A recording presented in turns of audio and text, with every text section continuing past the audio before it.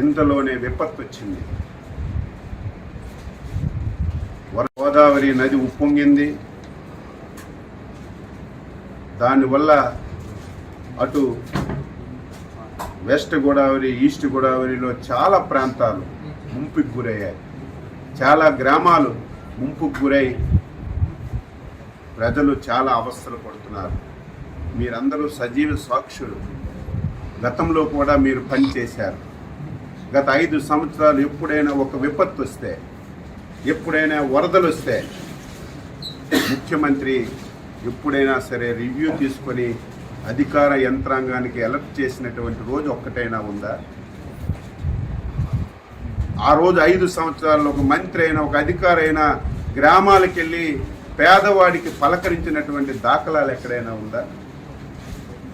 మొన్న ఎప్పుడైతే భారీ వర్షాలు వస్తాయి, గోదావరి నదికి విపరీతంగా వరదొస్తుందని తెలిస్తే మా విపత్తుల శాఖ మంత్రి శ్రీమతి అనిత గారు జూమ్లో కాన్ఫరెన్స్ తీసుకొని కలెక్టర్కి అలర్ట్ చేశారు.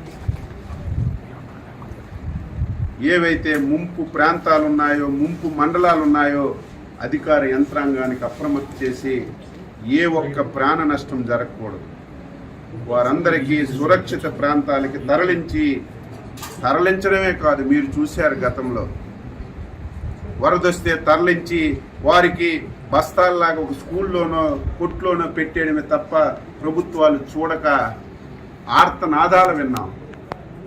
మాకు భోజనం అందడం లేదు, పిల్లలకు పాలు అందడం లేదు, సకాలంలో నీళ్లు లేవు, టాయిలెట్స్ లేవని.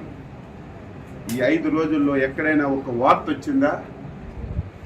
భోజనాలు పెట్టాం, పిల్లలకు పాలు ఇచ్చాం, వాటర్ ఇచ్చాం, వాళ్ళు మళ్ళీ నార్మల్గా వచ్చి ఇంటికి వెళ్ళేసరికి 3,000 రూపాయలు పరిహారం కూడా ఇచ్చి వాళ్ళందరికీ న్యాయం చేశాం.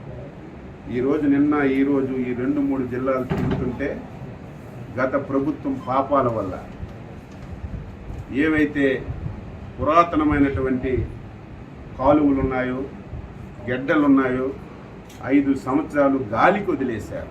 కనీస స్థాయిలో మెయింటెనెన్స్ చేయలేదు. కనీసం ఒక తట్టెడు మట్టి తీసి ఆ కాలువలో ఉన్నటువంటి అడ్డు కూడా తీయకపోవడం వల్ల నిన్న వచ్చినటువంటి వరదలకి ఆ కాలువలు పొంగి 1000 ఎకరాలు రైతు పెట్టినటువంటి పంట పూర్తిగా నాశనం అయిపోయింది. ఈరోజు చంద్రబాబు నాయుడు గారు అసెంబ్లీలో